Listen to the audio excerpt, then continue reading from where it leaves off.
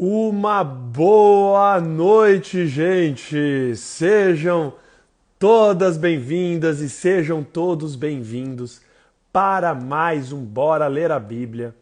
Neste dia, que dia é hoje? 19 de julho. 19 de julho de 2022, quinta-feira, 8h30 da noite, onde nós vamos ler e estudar Deuteronômio capítulo 34. Peguem as Bíblias de vocês, vão abrindo em Deuteronômio capítulo 34, o último capítulo de Deuteronômio. O último livro dos 6 livros escritos por Moisés. E o último livro do Pentateuco.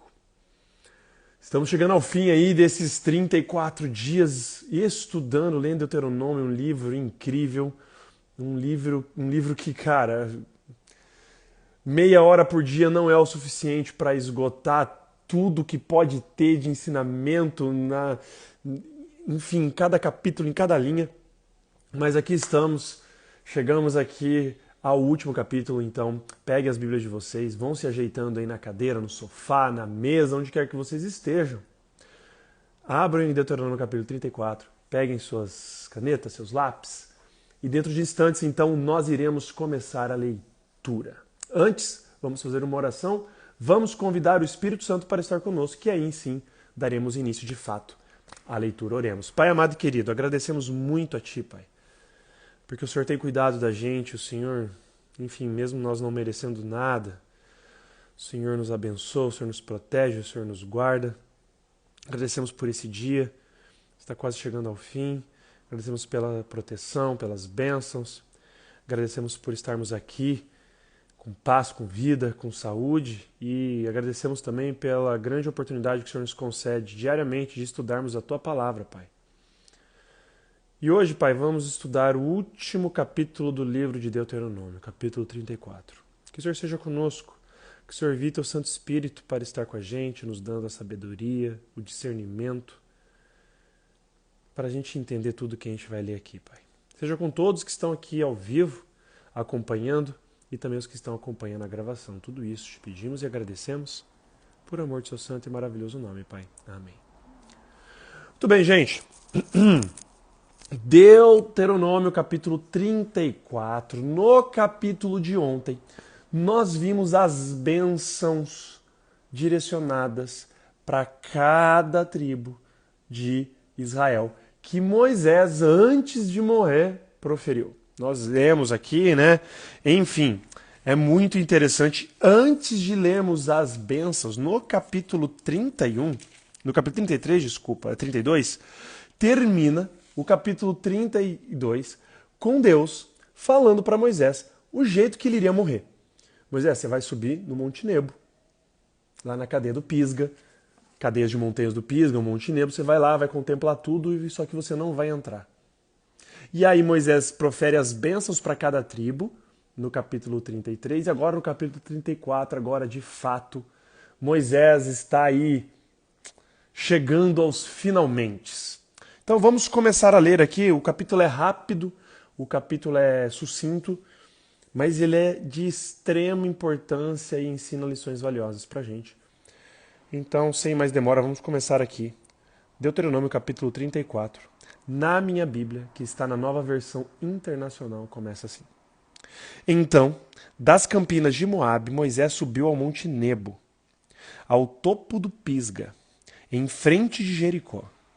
Ali o Senhor lhe mostrou a terra toda, de Gileade e Adã, toda a região de Naftali, o território de Efraim e Manassés, toda a terra de Judá até o mar ocidental, o Neguebe e toda a região que vai do vale de Jericó, a cidade das palmeiras até Zoar. E o Senhor lhe disse: esta é a terra que prometi sob juramento a Abraão, a Isaque e a Jacó. Quando lhes disse, eu darei a seus descendentes.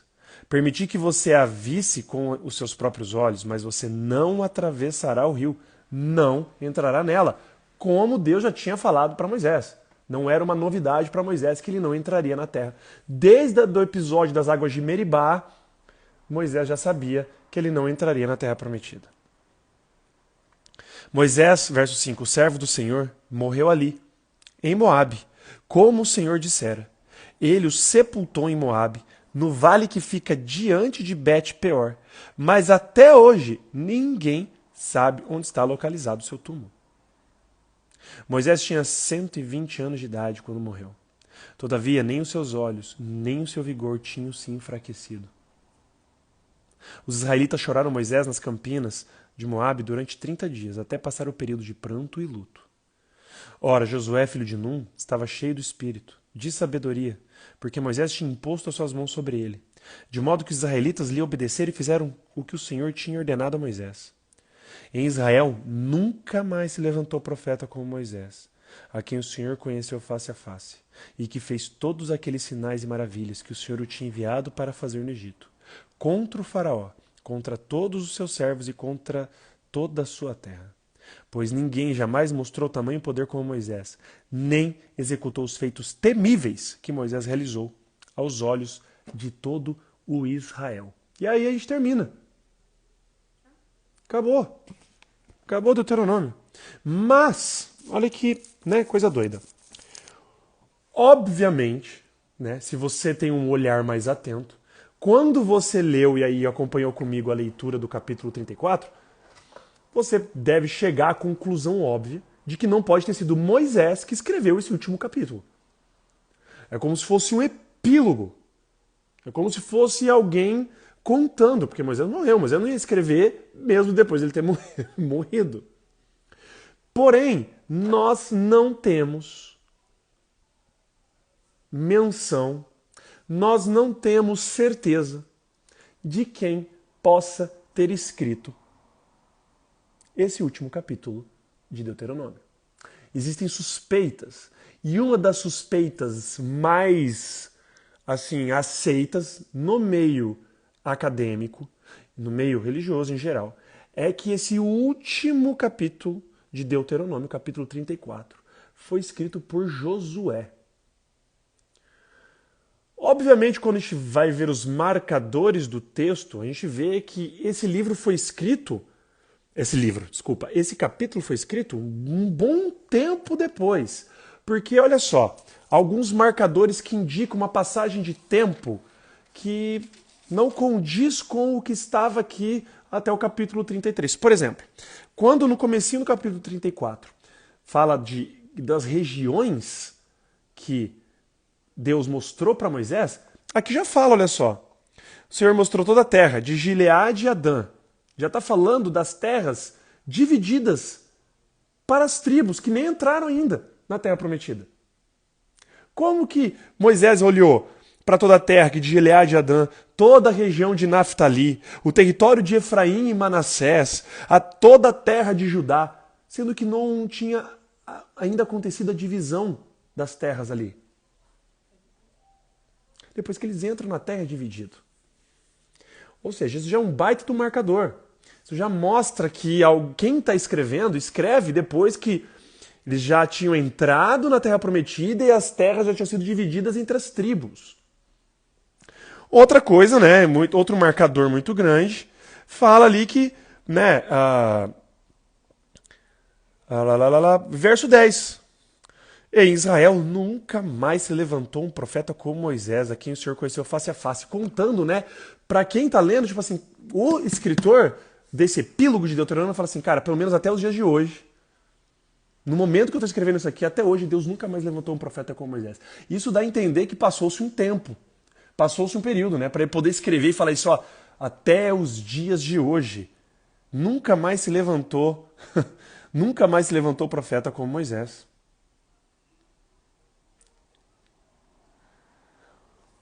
Provavelmente, como eu disse, não é certeza, Josué tem escrito. Existem alguns marcadores, existem algumas linguagens na escrita de Deuteronômio 34 que apontam para linguagens ou expressões similares que Josué usa para escrever o seu livro, que é o próximo que nós iremos ler, que é o livro de Josué, que acreditamos que foi Josué que escreveu. mas não temos como afirmar. Mas não é isso que eu queria me deter também, isso é só uma curiosidade muito grande. O que eu mais queria me deter aqui nesse capítulo é um fato meio que a gente, se for parar para pensar, é meio estranho. Moisés ficou 40 anos no deserto. Ele ficou 40 anos lá no Egito, ouvindo da mãe dele, de Miriam, ali que cuidava dele até os 12 anos de idade no palácio, falando sobre a promessa. Aí depois Moisés fica 40 anos lá cuidando do rebanho. Depois Moisés fica 40 anos no deserto, sempre com aquela promessa da terra prometida. E isso é a promessa feita lá atrás para Abraão. Então isso vinha de boca a boca, ali sendo contado de geração em geração. E agora Moisés não pode entrar na terra. Isso mostra para mim, primeira coisa, que com Deus não se brinca. Moisés era quem era o líder, era o profeta escolhido por Deus, mas até Moisés era só um instrumento. E quando ele se rebela ali, no episódio das águas de Meribá, Deus cuida dele exatamente como ele deveria ter sido cuidado. Não há exceção à regra. A obediência é para todos. Ninguém está acima da obediência a Deus. Ninguém está isento, nem o profeta Moisés. O maior profeta, o paradigma do profeta que todos falam, que é o exemplo. O paradigma é aquele, né, que divide a história, né, antes e depois. Não existe nenhum profeta, né, ser humano comparável a Moisés, dizem muitas pessoas. E Moisés, de fato, não entra. E outra coisa que me chamou muita atenção é que Deus parece que está de um jeito meio maldoso. Levanta Moisés, vai lá, leva Moisés para cima do monte, mostra toda a terra, dá aquele gostinho para Moisés. Ó, Moisés, vai ser ali que o povo vai entrar, que você não vai entrar. Sabe? Enfim. E faz Moisés morrer ali, sepulta ele ali. E imagina para Moisés, né? Imagina a cabeça de Moisés, 40 anos sofrendo o que sofreu naquele deserto, ouvindo reclamação do povo dia e noite. Imagina Moisés ali agora chega aos 45 do segundo tempo, na boca do gol, e não pode entrar. Dá a impressão que Deus brinca mesmo. Mas é muito interessante, né? Porque a história de Moisés, se você termina de ler aqui, a história de Moisés termina aqui, ele morreu, pronto, acabou. Uma coisa que me chama muita atenção é que fala que, no verso 6, que Deus mesmo sepultou Moisés e que até hoje, ou seja, quando o autor que escreveu esse epílogo de Deuteronômio escreveu, até hoje ninguém sabe onde está localizado o seu túmulo. O túmulo de Moisés desaparece. Provavelmente, se soubessem onde Moisés estava enterrado, alguma coisa assim, viraria provavelmente lugar de peregrinação. A galera ia lá querer tentar, sei lá, achar que ia conseguir tirar poder do túmulo de Moisés, fazer alguma coisa assim. E Deus mesmo sepulta Moisés em um lugar desconhecido. E se a gente vai lá em Judas, penúltimo livro da Bíblia, Judas, verso 9, fala que Deus pessoalmente, aí agora vem a parte bonita disso. Parece que a morte ali de Moisés é o fim. Mas a gente vai lá em Judas, a gente vê que Deus vai lá e ressuscitar Moisés do túmulo dele. E o inimigo, o diabo, contesta. O diabo fala assim, não, você não pode pegar esse corpo aqui, Moisés é meu, Moisés é pecador. O inimigo acusando Moisés para Deus. E Deus ali falando, não, eu vou pegar Deus, em Judas, verso 9, fala que Deus nem repreende, nem fala nada para o diabo, ele só pega o corpo de Moisés e leva. Houve uma batalha, uma discussão sobre o corpo de Moisés. Mas por que Deus queria pegar o corpo de Moisés? E aí que vem a parte mais interessante, para mim a mais bonita de toda essa história, né? Para Moisés, naquele momento que ele estava ali no monte, ele viu que ia morrer ali, a terra prometida para ele já estava inalcançável. Ele falou assim, cara, eu nunca vou entrar nessa terra prometida, bicho. Ai, que droga, né? Aí a gente vê esse relato em Judas, verso 9.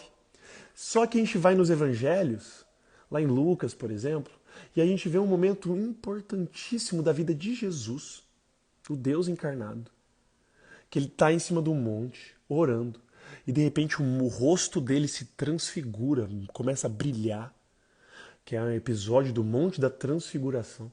E no meio desse caos de Deus, o rosto de Jesus brilhando, tá lá Pedro, André ali, e aí eles ficam transtornados e aparece quem para Jesus? Elias e Moisés. Moisés, aquele que tinha morrido, sepultado por Deus, podia ter sentido ali frustrado em algum momento ao descobrir que não entraria na Terra Prometida. Mas agora, aquele que foi negado a entrada por Deus na Terra Prometida, agora do céu, fala com o próprio Deus, confortando Jesus pelo que ia acontecer horas, dias a seguir ali, os momentos a seguir da crucifixão dele. Imagina o privilégio de Moisés. Ele não entrou na Terra Prometida aqui na Terra. Ele não entrou ali junto com o povo de Israel, mas ele foi para o céu, para a melhor Terra Prometida que existe. E ainda mais, teve o privilégio de consolar o próprio Criador do universo. Talvez os nossos planos, talvez os seus, os meus planos, sejam ok para Deus. Nós colocamos os planos na mão de Deus. Nós fazemos nossos planejamentos, nós temos os nossos sonhos. Mas às vezes Deus tem um plano melhor. Então, o meu encorajamento, e para encerrar Deuteronômio com essa passagem é: se você tem colocado nas mãos de Deus os teus planos, e você tem seguido, o importante é não parar. Coloca tudo em oração, apresenta para Deus os seus planos e vai. E vai. Deus vai abrindo portas, abrindo portas. No momento que Deus fechar uma porta, a gente tem a tendência natural de ficar bravo, dando as coisas erradas. A gente colocando a mão de Deus, a gente começa a ficar bravo. Porque Deus não está me ouvindo, Deus não está querendo, Deus não está me escutando.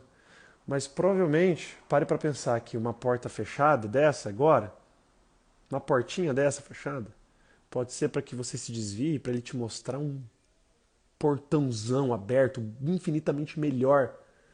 Porque Deus sabe os melhores planos para mim e para você. Deus sabia os melhores planos para Moisés. Só que Deus, ele revela aquilo que ele quer. E isso é uma coisa que vai, então, moldar e lapidar a nossa fé. Deus podia ter falado para Moisés: Moisés, você não vai entrar na Terra Prometida, mas eu vou te ressuscitar e vou te levar para o céu comigo, fica tranquilo. Custava Deus ter falado isso? Não. Mas Deus falou? Também não. E por que Deus não falou? Não sei. Era plano dele. O fato é que Deus não precisa expor todo o plano para a gente entender que ele sempre tem um plano melhor. De novo vem a ideia do lembrar, do relembrar. Quando eu olho para trás, para minha própria vida, Deus atuando no meu passado. Quando eu leio a palavra de Deus, como Deus atuou lá no passado, isso tem que me dar confiança e a fé, tem que me gerar essa fé de que Deus está agindo agora no momento e vai agir no futuro. Independente se ele der uma resposta clara ou não. Se nós nos deixarmos ser conduzidos por Deus, por mais que pareça uma montanha-russa muito louca e um caminho escuro muito tenso, a convicção que fica é que ele sabe o que é melhor. Jeremias 29, e é um verso super conhecido, né? Me veio aqui à mente agora.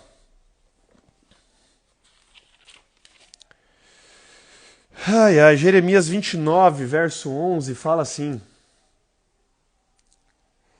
porque sou eu que conheço os planos que tenho para vocês, diz o Senhor.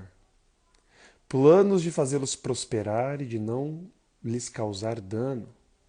Planos de dar-lhes esperança e um futuro. Os planos de Deus são melhores. Deus planeja sempre o melhor para nós. Cabe a nós essa resposta de confiança. Cabe a nós a gente dar esse passo no escuro de obediência. Cabe a nós a entender que se Deus está pedindo, eu obedeço por resposta em gratidão e amor pelo que Ele já fez por nós. Se existe alguém aqui hoje que está assistindo, que está ouvindo e está numa luta aí com algum plano frustrado, que falou assim, mas Pastor Gustavo, eu orei, coloquei nos meus planos na mão de Deus e parece que está dando tudo errado. Talvez não esteja dando errado. Se você colocou realmente nas mãos de Deus e está deixando ser guiado, guiada por Ele, talvez tudo isso está dando errado, na verdade está dando certo, porque Deus está tirando coisas do caminho que estavam impedindo de você ter algo bem melhor lá na frente. Confie em Deus, mesmo quando parecer que não faz sentido. Confia nos planos dele, porque ele sabe os planos que tem para nós. Planos de nos dar um futuro próspero, alegre. Talvez não seja aqui, mas com certeza o plano dele é que todos nós vamos para o céu. Vamos, nem sei conjugar, enfim. O plano de Deus interrompeu o plano de Moisés de entrar na Terra Prometida. Mas o plano de Deus era infinitamente o melhor. Acredite nisso. Medite nisso. Peça a Deus para te dar essa confiança, essa fé. Vamos orar. Pai amado e querido, agradecemos muito, Pai, por essa leitura desse livro tão louco. Deuteronômio é um livro muito da hora e com ensinamentos tão legais e uma recapitulação aí de toda a lei, de tudo que o Senhor preza, Pai. O Senhor deseja que nós adoremos somente a Ti, que só a Ti que a gente preste o culto. E o Senhor nos deu a aliança, o Senhor fez a aliança, não só com Moisés, mas o Senhor fez a aliança com Davi, depois o Senhor veio aqui na terra, o Senhor mesmo renovar a aliança, para restabelecer esse relacionamento com o ser humano.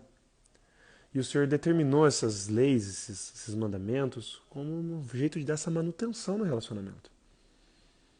Que nós possamos entender que a gente se relaciona contigo te obedecendo, confiando em Ti.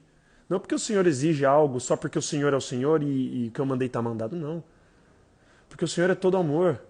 E o Senhor, impulsionado por sua essência intrinsecamente amorosa, o Senhor sabe o que é melhor para a gente. Quando o Senhor pede para a gente te obedecer, porque o Senhor sabe que isso nos fará bem. Que a gente possa ter isso em mente. Que a gente possa te obedecer mesmo quando não faz o menor sentido te obedecer. Que a gente possa te obedecer quando o mundo fala que é ao contrário. Que a gente possa seguir a Tua palavra quando o mundo tenta desacreditá-la. Que a gente possa ter fé, Pai, olhando para trás, vendo o que o Senhor já fez, nos dando a convicção do que o Senhor ainda fará por nós. Abençoe todos aqui que estão acompanhando o Bora Ler a Bíblia. Abençoe todas as famílias que estão aqui representadas. Seja com todos nós essa noite. Nos dê uma boa noite de descanso. Perdoe também os nossos pecados e faltas, Pai. Tudo isso te pedimos e agradecemos. Por amor de seu santo e maravilhoso nome, Pai. Amém. Valeu, gente! Queria agradecer aqui a presença de todos vocês. E valendo relembrar que nós fazemos isso todos os dias. De segunda a sexta, das 8h30 às 9 da noite. Sábados, domingos e feriados, das 8h30 às 9 ou das 9 às 9h30, dependendo da disponibilidade aí no final de semana, mas todos os dias lendo um capítulo da Bíblia por vez. Hoje nós terminamos Deuteronômio, amanhã começamos o livro de Josué. Agora sim, a partir de amanhã começa a invasão do povo de Israel na Terra Prometida. Tudo que eles passaram 40 anos ali planejando e Deus ali ensinando, tentando doutriná-los, tudo isso agora vai se concretizar e a gente vai começar a ver isso no livro de Josué. Então apertem os cintos que a partir de amanhã, que agora é guerra, é ladeira abaixo, é povo, é matança, é Game of Thrones. Agora começa o povo de Israel como uma nação. O povo de Israel sai do Egito como um povo qualquer. Se organizam como uma galera no deserto.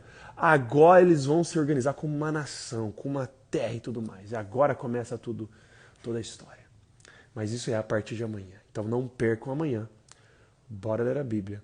Josué, como nós sempre fazemos, damos a introdução do livro, contexto histórico, quem escreveu, público, enfim.